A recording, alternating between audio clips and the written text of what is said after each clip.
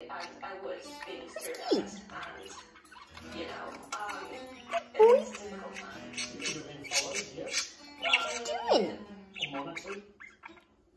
In the past 8 months, people close to me who still live in China have been targeted by Chinese intelligence operatives.